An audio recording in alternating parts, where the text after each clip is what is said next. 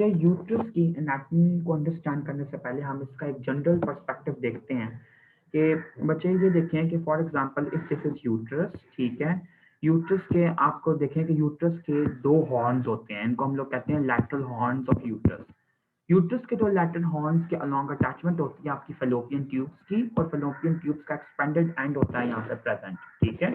मेरे पास बोर्ड के ऊपर डायग्राम की जगह जो है वो इतनी इनफ नहीं है, तो आपको यहाँ पे ही कॉपरेट करके अंडरस्टैंड करना है। उसके बाद बच्चे ये देखें कि यूट्रस का बेसिकली थोड़ा सा टेपरिंग एंड होता है, और यहाँ पे आपका सर्विक्स जो होता है उसकी प्रेजेंस मौजूद होती है टू लिप्स की फॉर्म में, ठीक हो गया। ये स्लिट लाइक अपेयरेंस होती है इसके ल्यूमेन की। दूसरी चीज बच्चे, अगर हम लोग यूट्रस को यहाँ पे देखें तो ये जो यूट्रस का एक्सपेंडेड पार्ट होता है that is actually known as fundus of the uterus. बाकी सारे पार्ट को बच्चे हम लोग कहते हैं बॉडी ऑफ द यूट्रस, ठीक है। और ये नीचे सर्विक्स है। सर्विक्स जो है बच्चे, इसको हम लोग कुछ बुक्स में यूट्रस की ही पार्ट में हमने इंक्लूड किया हुआ है, और कुछ बुक्स में ये कहा गया है कि सर्विक्स एक अलग से ऑर्गन है, लेकिन नहीं बच्चे, ये बेसिकली यूट्रस का ही पार्ट है, ठीक है। और सर्विक्स के बच्चे आगे से फर्दर टू पार्ट्स होते हैं, एक होता है सुप्रा वेजाइनल पार्ट, ठीक है, जो कि इस्थमस और वेजाइना के बीच में होता है, और एक होता है बच्चे आपका वेजाइनल पार्ट, जो कि वेजाइना की तरफ प्रोट्रूड कर रहा होता है। अब आप ये देखें कि यूजुअली आपका जो बर्थ कैनाल होता है वेजाइना, वो यहाँ पे नीचे होता है, ठीक है। तो वेजाइनल पार्ट बच्चे बेसिकली इसका ये हुआ ना, ठीक हो गया, जो अंदर वेजाइना की तरफ जा रहा है। और दूसरा जो बच्चे इसका पार्ट है, ये एक्चुअली सुप्रा वेजाइनल पार्ट है, सुप्रा वेजाइनल पार्ट ऑफ सर्विक्स है ये, ठीक हो गया। ये सर्विक्स है, ये यूट्रस की body and this is the fundus of uterus. उसके बाद मैंने बताया कि ये आपके दो लैटरल हॉर्न्स हैं। उसके बाद बच्चे, अगर हम लोग फेलोपियन ट्यूब का यहाँ पे डिस्क्रिप्शन देखते चलें, मैं आपको सारा डिफ्यूज वे में पढ़ा रहा हूँ पूरा फीमेल रिप्रोडक्टिव सिस्टम। तो जो फेलोपियन ट्यूब होती है बच्चे, इसका दूसरा नाम होता है आपका सल्पिंज भी कहते हैं इसको हम लोग, ठीक है। सल्पिंजिस का वर्ड यूज होता है इसके लिए, और इसको हम लोग यूटेराइन ट्यूब भी कहते हैं, ठीक हो गया। तो बच्चे ये तीन नाम है आपके फेलोपियन ट्यूब्स के। इसके पार्ट्स कौन कौन से होते हैं काइंडली ये देख लीजिए। सबसे पहले बच्चे, जो इसका ये वाला डायलेटेड पार्ट होता है, जो डिस्टल पार्ट है इसका, यहाँ पे ये ओवरी के ऊपर ओवरलाई करती है, डिस्टल पार्ट को हम लोग कहते हैं इनफंडिबुलम, ठीक है। इनफंडिबुलम के ऊपर बच्चे बहुत सारे ऐसे फिंगर लाइक प्रोजेक्शन होती हैं, जिनको हम लोग कहते हैं फिम्ब्रिया, ठीक हो गया। फिम्ब्रिया के अंदर बच्चे, एक फिम्ब्रिया ऐसा होता है, एक फिम्ब्रियम ऐसा होता है जो कि लॉन्ग होता है, ठीक है, और ओवरी के साथ अटैच्ड होता है, ठीक है। यूजुअली यहाँ पे भी मतलब मीडियली भी हो सकता है और लैटरली भी हो सकता है। ये आपको पता होना चाहिए कि इसके फिम्ब्रिया में एक फिम्ब्रियम लॉन्ग भी हो सकता है। ये बच्चे दोनों साइड पे आपकी ओवरी मौजूद है। उसके बाद अगर हम फेलोपियन ट्यूब के नेक्स्ट पार्ट पे आए, तो आपका इन्फंटिबुलम के बाद आता है बच्चे, ये सारी बॉडी आती है आपके फेलोपियन ट्यूब की, और जो इसका एक बीच में डायलेटेड पार्ट आता है फेलोपियन ट्यूब का, that is known as ampulla, ठीक है। और आप लोग फर्स्ट ईयर के अंदर भी पढ़ के आए हैं कि एम्प्यूला कॉमन साइट है फर्टिलाइजेशन के लिए। उसके बाद बच्चे, फेलोपियन ट्यूब का जो नैरो पार्ट आता है बिल्कुल यूट्रस से के साथ साथ, उसको हम लोग कहते हैं इस्थमस, ठीक है। इस्थमस बच्चे आपके फेलोपियन ट्यूब की भी एग्जिस्ट करती है, और आपके यहाँ पे जो जहाँ पे आपकी यूट्रस नैरो डाउन हो रही होती है इनटू सर्विक्स, तो यहाँ पे यूट्रस की भी इस्थमस एग्जिस्ट करती है। इस्थमस हम एक्चुअली नैरो पार्ट को कहते हैं, या फिर नेक वाले पार्ट को कहते हैं, जो कि कंस्ट्रक्टेड होता है, ठीक हो गया। उसके बाद आपको एक और चीज यहाँ पे फर्दर क्लियर होनी चाहिए कि यूट्रस की साथ यहाँ पे ये बेसिकली एक लिगामेंट यहाँ पे नीचे अटैच होती है पूरी की पूरी, जिसको हम लोग कहते हैं ब्रॉड लिगामेंट, ठीक है। और जो ब्रॉड लिगामेंट होती है बच्चे, उसकी अटैचमेंट यहाँ पे यूट्रस के साथ होती है। तो ये जो पार्ट है जिसके थ्रू ये यूट्रस पे अटैच्ड है, यानी कि मैं इसकी बात कर रहा हूँ, इसको हम लोग कहते हैं ये ब्रॉड लिगामेंट की बेस है। मैं रिपीट कर रहा हूँ, यूट्रस और सर्विक्स के साथ जो ब्रॉड लिगामेंट की अटैचमेंट है, तो इसको हम लोग कहते हैं कि ब्रॉड लिगामेंट की बेस है, ठीक है। उसके बाद बच्चे आप ये देखें कि यहाँ पे आपकी जो ब्रॉड लिगामेंट की ही एक मॉडिफिकेशन होती है, जिसको हम लोग कहते हैं मीजोओवेरियम। ब्रॉड लिगामेंट की ही मॉडिफिकेशन आप कह लें, या ब्रॉड लिगामेंट का ही पार्ट कह लें, जो कि ओवरी को भी अटैचमेंट प्रोवाइड करता है, ठीक है, ताकि ओवरी अपनी जगह से डिस्प्लेस ना हो। नेक्स्ट बच्चे, आपको ये पता होना चाहिए कि यहाँ पे एक और लिगामेंट प्रेजेंट होती है, दो लिगामेंट्स, एक होती है ओवेरियन लिगामेंट और दूसरी लिगामेंट होती है बच्चे suspensory ligament of the ovary. जो suspensory ligament of the ovary होती है, और एक होती है राउंड लिगामेंट। जो suspensory ligament of the ovary होती है बच्चे, वो ओवरी को अटैच करवाती है। देखिए मैं रेड कलर में यहाँ पे शो कर रहा हूँ ऐसे, और ओवरी को अटैच करवाती है लैटरली पेल्विक वॉल के साथ। यहाँ पे आपकी पेल्विक वॉल डांस कर रही है, ठीक है, बिल्कुल लैटरली। इसको हम कहते हैं सस्पेंसरी लिगामेंट ऑफ ओवरी। और इसके अंदर आपकी वेसल्स ट्रेवल कर रही होती हैं जो कि ओवरी को सप्लाई करती हैं। साथ ही साथ बच्चे दूसरी एक और लिगामेंट होती है that is known as round ligament of ovary या लिगामेंटम टीरीज ऑफ ओवरी, जो कि ओवरी के लोअर पोल से लेके यूट्राइन एंगल पे जाके ऐसे अटैच होती है। इसको हम कहते हैं round ligament of ovary. Round ligament of ovary के अलावा यहाँ पे एक और लिगामेंट प्रेजेंट होती है जिसको हम लोग बच्चे बेसिकली कहते हैं कि ये आपकी सबसे मतलब इंपॉर्टेंट लिगामेंट आप कह लें, या राउंड लिगामेंट ऑफ यूट्रस कह लें। राउंड लिगामेंट ऑफ यूट्रस जो होती है बच्चे, यहाँ से इसी एंगल से नीचे की तरफ जाके, नीचे जाके बच्चे लेबिया मेजोरा के अंदर इंसर्ट हो जाती है, ठीक है। जब भी आपसे कोई राउंड लिगामेंट की अटैचमेंट पूछेगा तो आप कहेंगे यूट्रस के लेटरल हॉर्न से लेके नीचे वो ट्रेवल करती जाती है और जाके लेबिया मेजोरा में इंसर्ट हो जाती है। ये चीज आपने कतन नहीं भूलनी, ठीक हो गया। उसके बाद एक और चीज यहाँ पे बताता चलूं कि बिल्कुल सर्विक्स के पास, बिल्कुल सर्विक्स के पास ब्रॉड लिगामेंट के अंदर से पियर्स करता हुआ यहाँ पे गुजरता है यूरिटर, ठीक है। यहाँ से क्या गुजरते हैं बच्चे, यूरिटर्स गुजरते हैं। इसके अलावा आपको एक और बात पता होनी चाहिए कि यहाँ पे जो आर्टीरियल सप्लाई चीफ होती है, तो बेसिकली यहाँ पे सर्विक्स को और वजाइना को यहाँ पे सप्लाई कर रही होती है वजाइनल आर्टरी। और मैंने पहले भी बताया है कि जो वजाइनल आर्टरी है that is actually the branch of anterior division of internal iliac artery. Vaginal artery जो होती है वो 7th ब्रांच होती है एंटीरियर डिवीजन की। इसके अलावा एक और आर्टरी होती है that is known as uterine artery, जो कि इंफीरियर वेसिकल आर्टरी की जगह पे प्रेजेंट होती है और अराइज करती है anterior division of internal iliac artery से, और सप्लाई करती है बच्चे पूरी की पूरी यूट्रस को लैटरली, ठीक है। ये यूट्राइन आर्टरी मैंने शो किया, तो आप ये देखें कि यूट्राइन आर्टरीज और वेजाइनल आर्टरीज आपस में एनास्टोमोसिस भी शो करती हैं।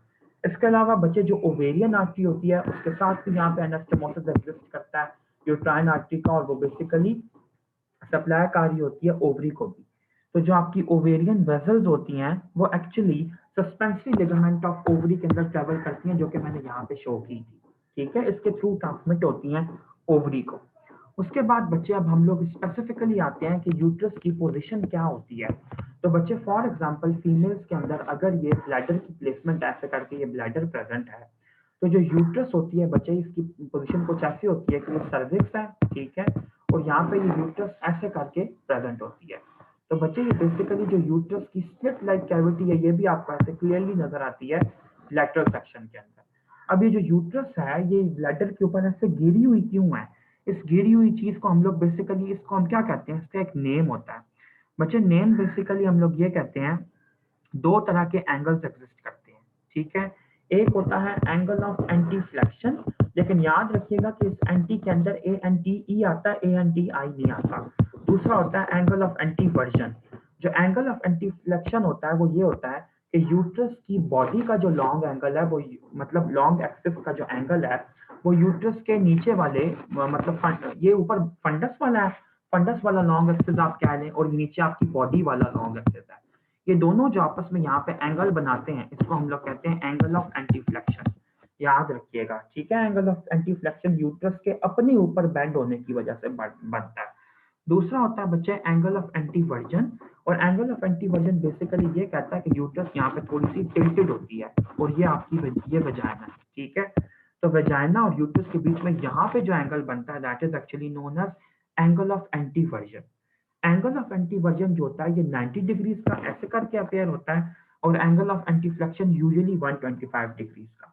लेकिन ये मैं जनरल वैल्यूज बता रहा हूँ, आपकी बुक में जो मेंशन है, आप जो भी बुक पढ़ रहे हैं आप लोग बेशक उसको फॉलो कीजिएगा।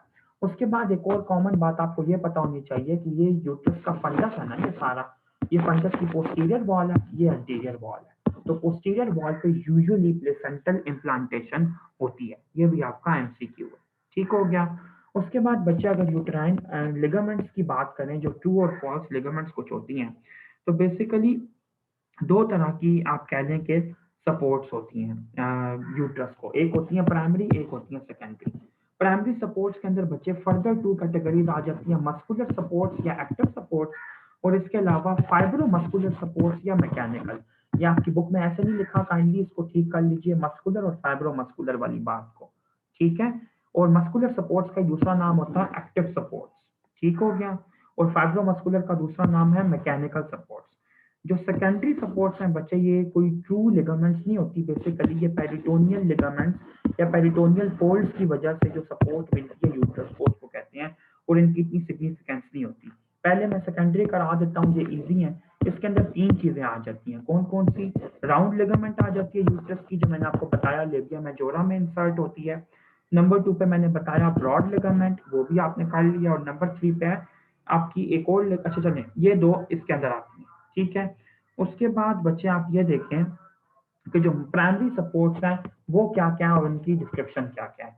प्राइमरी सपोर्ट में जो मस्कुलर सपोर्ट है उसमें सबसे इंपॉर्टेंट तीन चीजें: पेल्विक डायफ्राम, पेरिनियल बॉडी और यूरोजेनिटल डायफ्राम। अब ये बच्चे काइंडली अच्छे से समझने वाला टॉपिक है। सबसे पहले आपको ये पता होना चाहिए ये लैटरल पेल्विक वॉल है, ठीक है। लैटरल पेल्विक वॉल में से ये सर्विक्स प्रेजेंट है यहाँ पे, ठीक है। ये यहाँ पे पूरी की पूरी ऐसे करके यूट्रस में शो कर रहा हूँ। तो सर्विक्स जो है वो नीचे कहाँ से जा रही है? वो नीचे जा रही है bye crossing the pelvic diaphragm, ये पेल्विक डायफ्राम है। और पेल्विक डायफ्राम बनाने के लिए जो मसल इंपॉर्टेंट होता है that is actually known as levator ani muscle.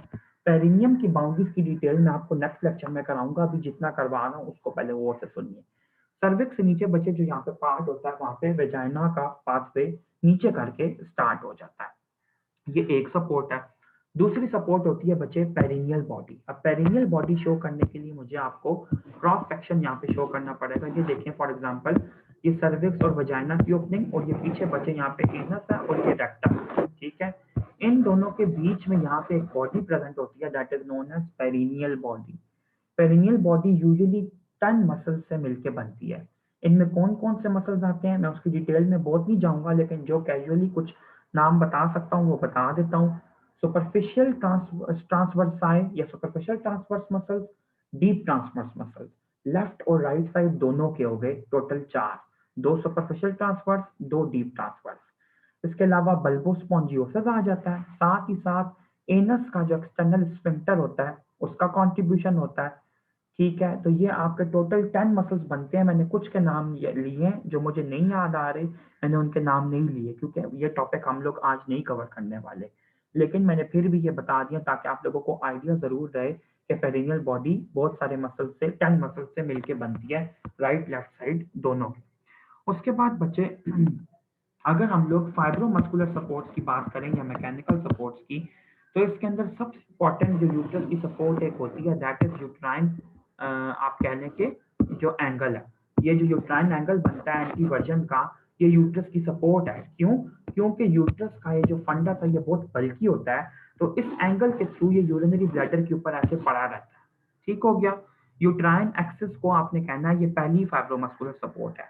दूसरी सपोर्ट जो बच्चे बनती है वो मैं अगर आपको यूट्रस का लैटरल व्यू दिखाऊं, ये सर्विक्स है फॉर एग्जांपल और ये यूट्रस है ना, तो बच्चे ये लैटरल पेल्विक वॉल है। यहाँ पे बच्चे आप ये देखें कि इस केस में भी और ये यूट्रस के आगे यहाँ पे क्या होता है, ये जो प्यूबिक सिंपसिस, प्यूबिक बोन है ना आगे, ये एंटीरियर लिया, ये बॉडी का ये पोस्टीरियर लिया।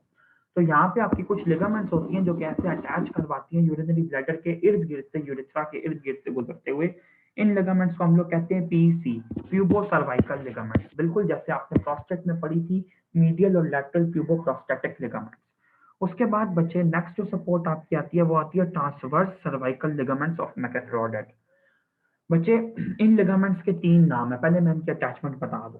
सर्विक्स से लैटरली इनकी अटैचमेंट होती है पेल्विक वॉल पे ऐसे करके, ठीक है।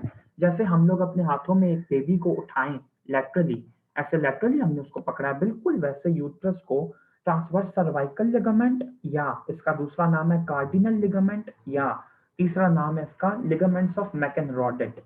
ये तीन इसके नाम है, आप लोग बुक में से देख लीजिएगा बेशक। तो ये सबसे इंपॉर्टेंट सपोर्ट है यूट्रस की, या आपको टिपिकल एमसीक्यू आता है, आपकी बीटी की एनाटॉमी में भी लिखा हुआ है, ठीक है। उसके बाद आपको पता होना चाहिए एक और लिगामेंट जो एग्जिस्ट करती है। आप ये देखें कि ये मैंने बॉडी का एंटीरियर दिखाया था, तो पोस्टीरियरली यहाँ पे एग्जिस्ट करती है सैक्रम बोन। तो इनको यूट्रस और सैक्रम को आपस में जोड़ने के लिए यहाँ पे लिगामेंट होती है that is known as uterosacral ligament. और बच्चे याद रखिएगा prolapse, what is a prolapse? Prolapse हम लोग कहते हैं किसी चीज से डिसलोकेट होने को या स्लिप कर जाने को। तो यूट्रस फॉर एग्जांपल देखें बच्चे, यहाँ से नॉर्मली वजाइना गुजर रही है आपके यूरोजेनिटल डायफ्राम में से और पेल्विक डायफ्राम में से, और एक्सटर्नली विजिबल जो है वो वजाइना। अगर इस वजाइना के अंदर जो यूट्राइन टिश्यू है वो आपको मिलना शुरू हो जाए, ऐसे स्लिप डाउन करके नीचे आ जाए यूट्राइन टिश्यू, तो क्या होगा? इसको हम कहेंगे यूट्राइन प्रोलैप्स हो गया।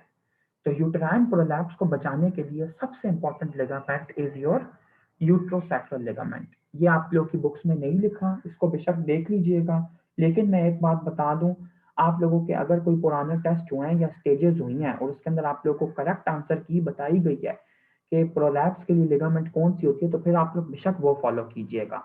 क्योंकि मैं ये वाली बात इसलिए कह रहा हूँ कि मैंने uterosacral ligament, transverse cervical ligament और राउंड लिगामेंट ऑफ यूट्रस के बारे में डिफरेंट डिफरेंट व्यूज पढ़े हैं डिफरेंट बुक्स के अंदर, ठीक है? जो मुझे जेन्युइन लगे हैं मैंने आपको वो बता दिए। उसके बाद बच्चे देखें, ये हमारी लिगामेंट्स हो गई यूट्रस की। आर्टीरियल सप्लाई मैंने आपको साथ बता दी। और बच्चे यहाँ पे हम लोगों ने ब्रॉड लिगामेंट भी डिस्कस कर ली और मीजोवेरियम भी डिस्कस कर ली। एक चीज हमारी यहाँ पे रह गई है बताने वाली, और वो है मीजोसल्पिंग्स। जो मीजोसल्पिंग्स होती है बच्चे, बेसिकली आप ये देखें कि फॉर एग्जांपल ये ओवरी है ना, और यहाँ पे लिगामेंट की अटैचमेंट है ऐसे करके, ठीक है? तो मीजो ओवेरियम जो है बच्चे वो इस पार्ट के अंदर आएगी, जो कि यूट्राइन ट्यूब को सपोर्ट कराने के लिए बहुत इंपॉर्टेंट होती है। उसके बाद बच्चे आप लोग नेक्स्ट चीज देखें, मैं हम लोग फेलोपियन ट्यूब के पार्ट्स भी पढ़ चुके हैं, अब हम लोग आते हैं ओवरी के ऊपर।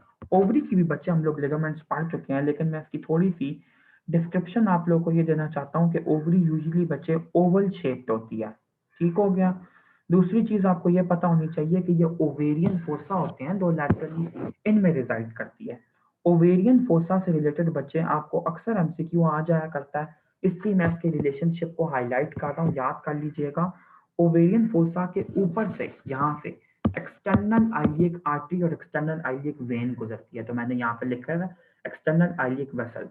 और ओवेरियन फोसा के नीचे से इंटरनल आइलिक वेसल्स गुजरती हैं, यानी कि इंटरनल आइलिक वेन, सॉरी ये अबव था, ठीक है, और ये बिहाइंड है, आई एम सो सॉरी, ये नीचे नहीं है, बिहाइंड है, posteriorly internal iliac vessel, internal iliac artery और इंटरनल आइलिक वेन। दूसरी एक और बात जो सेकंड ईयर के बच्चों को फाइनल ईयर में भी बिल्कुल नहीं पता होती, प्लीज एक बात याद रखिएगा कि जो टेस्टिकल्स होते हैं और जो ओवरी होती है, ये कभी भी आप लोगों से जब भी पूछा जाए कि पेरिनियम की लिम्फेटिक सप्लाई बताओ, तो आप लोग हमेशा यही कहते हैं कि सारी की सारी पेरिनियम जो है वो इन्ग्वाइनल लिम्फ नोड्स के अंदर ड्रेन करती है। आपसे पूछा जाए कौन सी इन्ग्वाइनल लिम्फ नोड्स, तो आप लोग कहते हैं सुपरफिशियल इन्ग्वाइनल लिम्फ नोड्स, जो कि टी शेप्ड अरेंजमेंट में प्रेजेंट होती हैं, ऐसे ही है ना? लेकिन याद रखिएगा, टेस्टिस और ओवरीज कभी भी सुपरफिशियल इन्ग्वाइनल लिम्फ नोड्स में लिम्फेटिक ड्रेन नहीं करवाती। ये हमेशा लिम्फेटिक ड्रेनेज जो होती है ये करवाती हैं पैरा एओर्टिक लिम्फ नोड्स में। इसलिए आपको ये टिपिकल एमसीक्यू भी आता है कि फॉर एग्जांपल एक बंदे को ओवेरियन कैंसर हुआ है, तो जो उसका कैंसर होगा वो मेटास्टेसाइज करके कौन सी लिम्फ नोड्स में जाएगा सबसे पहले, तो आपने कहना है पैरा एओर्टिक लिम्फ नोड्स में। इसके बारे में आपकी कोई डुअल ओपिनियन नहीं होनी चाहिए, this should be very very clear to you, ठीक हो गया? उसके बाद बच्चे अगर हम लोग वजाइना को डिस्कस करते चलें, तो वजाइना की रिलेशन आपके लिए इंपॉर्टेंट है, ठीक है? ये वजाइना बच्चे मैं एक ड्रॉ करने की कोशिश कर रहा हूँ, of course I will not be able to draw it properly. ये वजाइना इमेजिन कीजिए, ये यूरेथ्रा है और ये ऊपर यूरिनरी ब्लैडर है, यहाँ पे आपका सारा यूट्रस और वो प्रेजेंट है सारा, और पीछे की तरफ यहाँ पे रेक्टम की ओपनिंग है एनस के अंदर। अब देखें वजाइना के रिलेशंस क्या बनते हैं। सबसे पहले वजाइना के anteriorly to the fundus of urinary bladder and urethra. आप मतलब वजाइना के एंटीरियरली बच्चे क्या होता है, ये देखें कि आपको यहाँ पे मिलता है यूरिनरी ब्लैडर का डायलेटेड पार्ट जिसको हम फंडस कहते हैं, और यूरेथ्रा मिलता है। पोस्टीरियरली बच्चे अगर बात की जाए तो वजाइना रिलेटेड होती है एनल कैनाल से, ठीक है, और रेक्टम से, लेकिन एनल कैनाल पे आपका फोकस ज्यादा होना चाहिए, रेक्टम का थोड़ा सा पार्ट ही पोस्टीरियरली आता है। उसके बाद एक और चीज पता होनी चाहिए बच्चे, आपको पता है कि यूट्रस और रेक्टम के बीच में यहाँ पे जो पेरिटोनियम फोल्ड ऐसे गिरती है, मैं इसको ग्रीन कलर में शो कर रहा हूँ ताकि क्लियर हो जाए। जो आपकी पेरिटोनियम होती है ना, वो ऐसे कवर करती है यूट्रस को, यहाँ पे ऐसे और फिर यहाँ पे ऐसे। तो आप ये देखें कि पीछे की तरफ जो ये डीप पाउच बन रहा है, इसको हम कहते हैं recto uterine pouch of Douglas. ठीक है, कभी भी आपसे कोई पूछे कि recto uterine pouch of Douglas की क्या सिग्निफिकेंस है, ये मैं आपको क्लिनिकल बता रहा हूँ। Recto uterine pouch of Douglas की सिग्निफिकेंस कभी भी कोई पूछे तो आपने दो बातें लाजमी बतानी है। नंबर वन, एक तो ये एक्टोपिक प्रेगनेंसी की साइट है, यहाँ पे एक्टोपिक प्रेगनेंसी हो सकती है। नंबर टू, कि जो रेक्टम की एक्सेसेस हो सकती हैं वो यहाँ पे जमा बांध सकती हैं, या यहाँ पे फैल सकती हैं, स्प्रेड कर सकती हैं। या फिर आप ये कह लें कि पेरिटोनियम के अंदर ही अगर कोई एक्सेस है तो वो यहाँ पे फैलेगी अगर रेक्टोयूटेराइन पाउच में, तो आप उस पस को ड्रेन भी कर सकते हैं। कैसे ड्रेन कर सकते हैं? आप रेक्टल अप्रोच के थ्रू जाएंगे, रेक्टम के जरिए, एनस के जरिए एंटर होके नीडल को यहाँ पे एक्सेस के थ्रू लेके जाएंगे। क्यों? क्योंकि जो रेक्टोयूटेराइन पाउच की एक्सेस होती हैं ये ग्रेविटी डिपेंडेंट होती हैं, तो ये नीचे की तरफ इनका प्रेशर ज्यादा बढ़ेगा, तो इनको ड्रेन किया जा सकता है। ये मैंने क्लिनिकल सिग्निफिकेंस बता दी। उसके बाद बच्चे अगर लैटरली बात की जाए तो वेजाइना के लैटरली और सर्विक्स के लैटरली बच्चे यहाँ पे आते हैं। ये ब्रॉड लिगामेंट यहाँ पे ट्रैवल कर रही होती है ना, तो ब्रॉड लिगामेंट को ऐसे पियर्स करके यहाँ पे गुजरते हैं यूरिटर, ये आपने याद रखना है। ठीक है, अक्सर औकात आपसे ये सवाल पूछ लिया जाता है कि एक सर्जन है वो हिस्टेरेक्टमी कर रहा है। हिस्टेरेक्टमी वो प्रोसीजर है जिसके अंदर यूट्रस को रिमूव किया जाता है। ठीक है, हिस्टेरेक्टमी कर लेता है, हिस्टेरेक्टमी करके जब वो फारिग होता है तो देखता है कि जो पेशेंट है उसका यूरिन आउटपुट जो होता है बच्चे, वो क्या होता है? जीरो। जीरो होता है या बिल्कुल नील होता है, 10 ml होता है, 15 ml। नॉर्मल यूरिन आउटपुट नहीं होता। इसकी क्या वजह है बच्चे? इसकी वजह ये है, ये जरा गौर से देखिएगा, मैं दोबारा समझा रहा हूँ। ये यूट्रस है यहाँ पे, ये फेलोपियन ट्यूब्स हो गई। ठीक है, ये यहाँ पे बच्चे सर्विक्स का पार्ट हो गया ऐसे करके, और ये यहाँ पे बर्थ कैनाल वजाइना स्टार्ट हो गया। उसके बाद यहाँ पे ब्रॉड लिगामेंट ऐसे ट्रेवल कर रही है। मैंने बताया था कि बिल्कुल सर्विक्स और वजाइना के पार्ट यहाँ पे आपके यूरिटर्स ट्रैवल करते हैं। तो नॉर्मली बच्चे क्या होता है कि जब हम हिस्टेरेक्टमी करते हैं तो ये जो आपकी वजाइनल आर्टरी होती है और ये जो यूटेराइन आर्टरी होती है, इनको हमें लाइगेट करना होता है। लाइगेट करने से क्या मुराद है?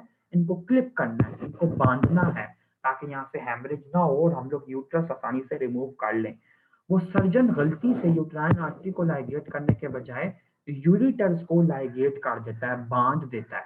तो जब यूरिटर्स बंधे रहेंगे तो यूरिन तो आ ही नहीं सकेगा किडनी से नीचे की तरफ ट्रिकल डाउन करके यूरिनरी ब्लैडर में, तो वो यूरिन पीछे ही जमा होता जाएगा और इन्फेक्शन बन जाएगा, खराबी हो जाएगी। ठीक है, उसके बाद एक और चीज यहाँ पे बताता चलूं कि जो वजाइना होती है उसकी लिम्फेटिक सप्लाई बहुत इंपॉर्टेंट है। तीन तरह की है, upper one third of vagina की, middle one third of vagina की, और लोअर वन थर्ड की।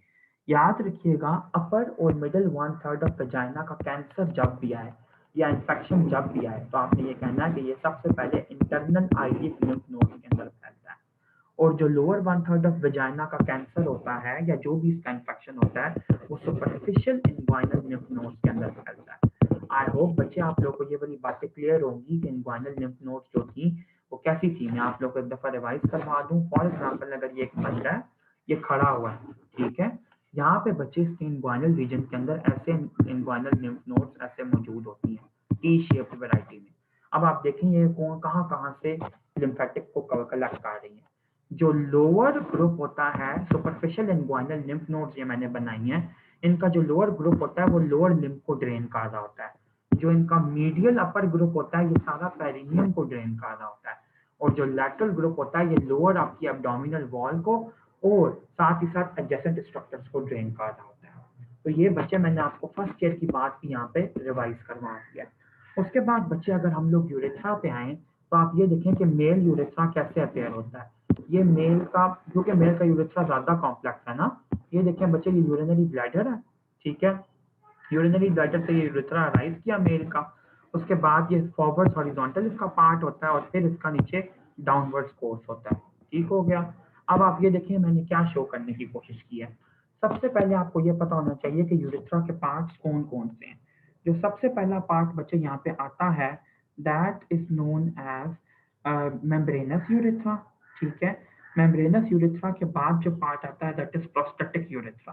ठीक है, यहाँ पे मेम्ब्रेनस यूरेथ्रा, फिर यहाँ पे प्रोस्टेटिक यूरेथ्रा, उसके बाद आपका सारे का सारा स्पॉन्जी यूरेथ्रा शुरू हो जाता है। लेकिन आपकी बुक्स में काफी सारे और भी पार्ट्स दिए हुए हैं जिसके अंदर उसने पिनाइल यूरेथ्रा दिया है, बल्बल यूरेथ्रा दिया है। वो बेसिकली बच्चे स्पॉन्जी यूरेथ्रा के ही पार्ट सब पार्ट्स हैं, ठीक है। हम उसकी डिटेल में नहीं जा रहे, वो आप लोग नाम पढ़ के समझ भी लेंगे। जो चीज इंपॉर्टेंट है मैं सबसे पहले वो बताना चाहता हूँ। यहाँ पे जो बच्चे आपका मेम्ब्रेनस यूरेथ्रा, उसका नाम मेम्ब्रेनस क्यों है, सबसे पहले आपको ये पता होना चाहिए। इसका नाम मेम्ब्रेनस इस वजह से है कि ये बच्चे बेसिकली पेरिनियल मेम्ब्रेन को पेनिट्रेट करता है। यहाँ पे पेरिनियल मेम्ब्रेन की अटैचमेंट होती है। जब मैं आपको पेरिनियम डिटेल में पढ़ाऊंगा अगले लेक्चर में तो मैंने आपको यही बात बतानी है, ठीक है। ये जो सेकंड पार्ट है बच्चे, इसको कहते हैं प्रोस्टेटिक यूरेथ्रा इस वजह से क्योंकि यहाँ पे आपके प्रोस्टेट की अटैचमेंट होती है। और मैंने पहले भी बताया था कि जो प्रोस्टेट होता है इसकी एपेक्स जो होती है वो डाउनवर्ड होती है, this is the apex of prostate. तो चूंकि ये वाला यूरेथ्रा का पार्ट आपके प्रोस्टेट में से गुजर रहा है तो इसको हम लोग प्रोस्टेटिक यूरेथ्रा कहते हैं। इनकी जो साइज लेंथ दी है वो आप लोग बेशक वहां से कर लीजिएगा। मैं आपको इनकी इंपॉर्टेंट बातें बताता हूँ।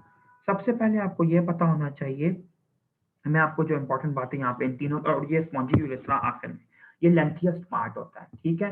तकरीबन 14 टू 16 सेंटीमीटर का, ये याद रखिएगा। अब इनकी इंपॉर्टेंट बातें क्या है बच्चे जो आपको एमसीक्यू में काम आएंगी, काइंडली इनको नोट कर लीजिए, शायद ये आप लोगों को बुक में भी ना मिले। सबसे पहली बात ये कि जो प्रोस्टेटिक यूरेथ्रा होता है ये मोस्ट डायलेटेबल या डायलेटेड पार्ट होता है आपके यूरेथ्रा का मेल्स में, ठीक है, सबसे खुला। नंबर टू, जो मेम्ब्रेनस यूरेथ्रा होता है ये लीस्ट डायलेटेबल पार्ट होता है, या आप इसको कह लें कि ये नैरोएस्ट पार्ट होता है, ठीक हो गया। तीसरी चीज आपको ये पता होनी चाहिए कि जो आपका मेम्ब्रेनस यूरेथ्रा होता है ये मोस्ट कॉमन साइट है यूरेथ्रल कैंसर की, ठीक है। यूरेथ्रा का भी कैंसर हो सकता है ना, तो यूरेथ्रल कैंसर की कार्सिनोमा की मोस्ट कॉमन साइट है ये। और इसकी जो लेंथ होती है वो सबसे कम होती है, it is the shortest in length. उसके बाद बच्चे नेक्स्ट अगर आप लोग आए तो स्पॉन्जी यूरेथ्रा में आपको ये बताना है कि it is the most mobile part. इसके अंदर मोबिलिटी सबसे ज्यादा होती है, ये मूव कर सकता है, ठीक है। क्योंकि जो आपका ऑर्गन है पीनस, उसके अंदर जो मसल्स हैं कॉर्पोरा कैवर्नोसा और कॉर्पोरा स्पॉन्जियोसा वो बेसिकली मोबाइल है, तो ये भी मूव कर सकते हैं। नेक्स्ट आपको ये पता होना चाहिए कि ये आपका लॉन्गेस्ट पार्ट है यूरेथ्रा का मेल्स में। और आखिरी बात जो यहाँ पे पता होनी चाहिए इससे रिलेटेड, ये मोस्ट कॉमन साइट है इंजरी की, ठीक है। बच्चे जब भी आपसे पूछा जाए कौन से यूरेथ्रा की इंजरी सबसे कॉमन होती है, membranes urethra, prostatic urethra, bulbar urethra, कौन सा, तो आप लोगों ने हमेशा बल्बर यूरेथ्रा करना है। स्पॉन्जी यूरेथ्रा का जो पार्ट है ना वो बल्बर यूरेथ्रा है, तो बर्बल यूरेथ्रा की इंजरी सबसे कॉमन होती है। अक्सर आपको यूनिवर्सिटी में सिनेरियो दिया जाता है कि एक बंदा बाइसाइकिलिंग कर रहा है, ठीक है, बाइसाइकिल पे वो जाता है एक बंदा और उसको आगे स्पीड ब्रेकर नजर आता है, लेकिन वो वहां पे ध्यान नहीं रखता, स्पीड ब्रेकर के ऊपर जाके ऐसे जंप करता है, फिर नीचे जाके उसकी साइकिल जोर से लगती है। जब जोर से नीचे जाके साइकिल का पहिया लगता है तो वो बंदा खुद भी दुख जाता है, उसका पेरिनियल एरिया, और नीचे जिस सीट पे वो बैठा होता है, ठीक है। फॉर एग्जाम्पल ये आपके बाइक की गद्दी है, ऐसे करके होती है ना, इसके ऊपर बंदा बैठा हुआ है ऐसे टांगे रख के, ये जोर से यहाँ पे कोलाइड करेगी, जोर से यहाँ पे पेरिनियल एरिया में लगती है और बल्बर यूरेथ्रा यहाँ पे टूट जाता है, ठीक हो गया। अच्छा, उसके बाद बच्चे यूरेथ्रा की मैंने आप लोगों को बेसिक एनाटॉमी बता दी। एक चीज और बताता जाऊंगा कि जो प्रोस्टेटिक यूरेथ्रा होता है इसको अगर हम लोग खोलें तो इसके अंदर हमें क्या नजर आता है। सबसे पहले आपको ये पता होना चाहिए कि बल्बर प्रोस्टेटिक यूरेथ्रा को अगर हम ओपन करें तो यहाँ पे हमें एक एलिवेटेड म्यूकोजा का एरिया नजर आता है जिसको हम लोग कहते हैं कि it is actually urethral crest, ये यूरेथ्रल क्रेस्ट है, ठीक हो गया। उसके बाद आपको ये पता होना चाहिए कि इस यूरेथ्रल क्रेस्ट के ऊपर एलिवेटेड पार्ट पे एक वो और एलिवेशन मौजूद होती है मिड लाइन में। इस मिड लाइन एलिवेशन को हम लोग कहते हैं सेमिनल, कॉलिक्यूलस सेमिनल, ठीक है। प्लीज इसको नोट कर लीजिए इन बातों को, कॉलिक्यूलस सेमिनलिस कहते हैं। उसके बाद आपको ये पता होना चाहिए कि यूरेथ्रल क्रस्ट के अराउंड जो ये स्पेस होती है इसको हम लोग कहते हैं प्रोस्टेटिक साइनस। क्या कहते हैं, प्रोस्टेटिक साइनसेस। होता ये यूरेथ्रा के अंदर है लेकिन इनको प्रोस्टेटिक यूरेथ्रा का पार्ट है ना सब, तो इसको हम लोग कहते हैं प्रोस्टेटिक साइनसेस। प्रोस्टेटिक साइनसेस के अंदर बच्चे बहुत सारी ओपनिंग्स होती हैं, किस चीज की, 20 to 30 ओपनिंग्स होती हैं प्रोस्टेट के डिफरेंट ग्लैंड, प्रोस्टेट के ग्लैंड के छोटे छोटे डक्ट्स की, ठीक है। मैं दोबारा बता देता हूँ, मिड लाइन में एक एलिवेटेड पार्ट मौजूद है जिसको हमने यूरेथ्रल क्रेस्ट का है, उसके ऊपर मिड लाइन में एक और पॉइंट मौजूद है जिसको कॉलिक्यूलर सेमिनालिस कहते हैं। फिर बचे यूरेथ्रल क्रेस्ट से साइडों वाला जो पार्ट है उसको हम लोग प्रोस्टेटिक साइनस कहते हैं, ठीक है। और साथ ही साथ आपको ये पता होना चाहिए कि इनके अंदर प्रोस्टेटिक ग्लैंड के डक्ट्स मल्टीपल जो होते हैं 20 to 30 वो ओपन करते हैं। एक और चीज बताता चलूं कि यूरेथ्रल क्रेस्ट के ऊपर दो छोटी छोटी ओपनिंग्स और होती हैं कॉलिक्यूलर सेमिनालिस के नीचे, जहाँ पे आपका इजैक्यूलेटरी डक्ट जो होता है वो ओपन करता है। अब बच्चे आपको यहाँ पे एक चीज क्लियर होनी चाहिए कि जो सीमेन होता है मेल्स की जो रिप्रोडक्टिव सिक्रीशंस होती हैं, ऑर्गेस्मिक सिक्रीशंस, ये 3 ग्लैंड्स बनाते हैं। कौन कौन से? Bulbo urethral glands of copper, ठीक है, इनको कॉपर ग्लैंड भी कहते हैं, ये आपकी बुक में शायद नहीं लिखा। नंबर 2 पे सेमिनल वेसिकल्स, ठीक है, और नंबर 3 के ऊपर जो होते हैं वो होते हैं प्रोस्टेट ग्लैंड। तो प्रोस्टेट देखें बच्चे, आपका जो सीमेन है पास तो उसने यूरेथ्रा में से ही करना है ना, तो सीमेन जो होगा बच्चे वो तभी बनता है जब ये तीनों ग्लैंड्स अपनी सिक्रीशन मिक्स करें। तो जो आपका बेसिकली साइनस है प्रोस्टेट के, इसके अंदर तो प्रोस्टेट के डक्ट्स की ओपनिंग है, प्रोस्टेट ने तो सिक्रीशन पोर कर दी। दूसरे नंबर पे आता है सेमिनल वेसिकल, तो सेमिनल वेसिकल एजैक्यूलेटरी डक्ट के थ्रू अपनी सिक्रीशन प्रोस्टेटिक यूरेथ्रा में पोर कर देता है। और तीसरे नंबर पे बचे जो आपके बल्बो यूरेथ्रल ग्लैंड होते हैं, जो आपका बल्बर और स्पॉन्जी वाला पार्ट था यूरेथ्रा का, जो ये यहाँ पे ओपन होता है, इसके अंदर छोटे छोटे ग्लैंड्स प्रेजेंट होते हैं जो कि अपनी सिक्रीशन वहां से ही पोर कर देते हैं, उनको यहाँ पे खुलने की जरूरत नहीं होती, ठीक है।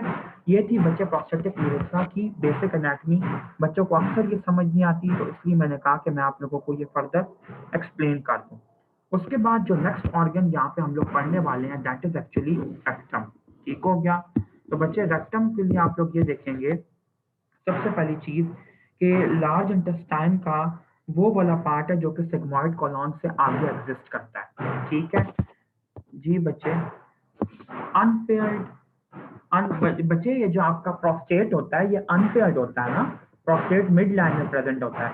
सेमिनल वेसिकल्स जो होते हैं वो पेयर्ड होते हैं, और जो bulbo urethral glands of copper होते हैं ये न्यूमरस छोटे छोटे ग्लैंड्स होते हैं, ये भी आप पेयर्ड ही कह लें।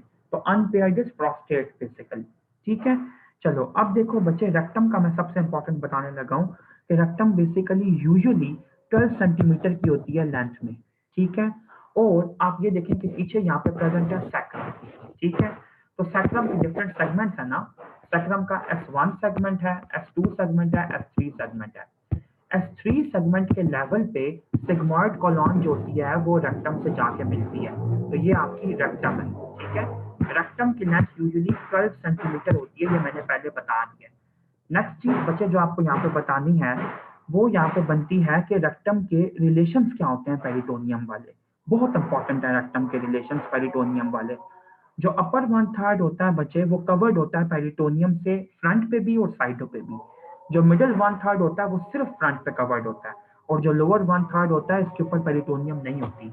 अगर मैं यहाँ पे पेरिटोनियम शो करूँ तो मैं ऐसे शो करूंगा, ये देखो, ये मैंने क्या शो किया है, ये मैंने ये शो किया कि अपर 1/3 में एंटीरियरली भी और लैटरली भी पेरिटोनियम की कवरिंग है। मिडिल 1/3 के अंदर जो है इसको मुझे सिर्फ यूं करना चाहिए, सिर्फ एंटीरियरली कवरिंग है। और लोअर 1/3 जो है बच्चे आपका जो ये वाला पार्ट है इसके अंदर पेरिटोनियम है ही नहीं, ये डिवॉइड है। ये एंटीरियर रिलेशंस थे। दूसरी चीज आपको ये पता होनी चाहिए, फीमेल्स के अंदर रेक्टम और यूट्रस के बीच में यहाँ पे एक पाउच एग्जिस्ट करता है पेरिटोनियम का, that is known as recto uterine pouch of Douglas, ठीक है।